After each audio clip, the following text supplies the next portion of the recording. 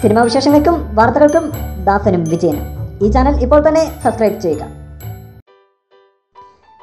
അങ്ങനെ ദുൽഖർ ആരാധകർ കാത്തിരുന്ന ആ ചിത്രം പുറത്തു വന്നു. ദുൽഖറിൻ്റെ കുഞ്ഞു രാജകുമാരിയെ കാണാനുള്ള ആരാധകരുടെ കാത്തിരിപ്പിന് വിരാമമായി.